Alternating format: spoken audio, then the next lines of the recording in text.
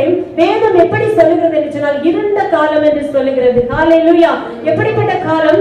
இருண்ட காலம். மனிதர்கள் யாரும் தேவனுடைய வார்த்தையை கேட்காதபடி நிர்விசாரமாய் இருந்த காலம். வேதத்திலே நாம் பழைய ஏற்பாட்டிலே பார்க்கும் பொழுது ஆண்டவர் அநேக தலைவர்களை எழுப்புகிறார். இஸ்ரவேல் ஜனங்களை நியாயம் விசாரிப்பதற்காக, இஸ்ரவேல் ஜனங்களை வழிநடத்துவதற்காக அநேக தலைவர்களை எழுப்புகிறார். ஆனால் நியாயாதிபதிகள் புஸ்தகத்திலே வரும்போது நாம் பார்க்கும் பொழுது யாரை தலைவராக ஏற்படுத்தலாம் என்று சொல்லி ஒரு குழப்பம் அங்கே காணப்படுகிறது.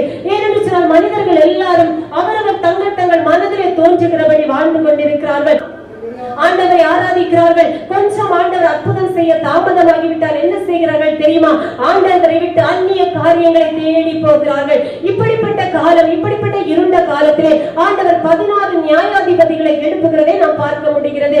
அந்த 16 நியாயாதிபதிகளிலே ஒரு பெண் நியாயாதிபதியை ஆண்டவர் தெரிந்து கொண்டார். ஹல்லேலூயா. அவர்தான்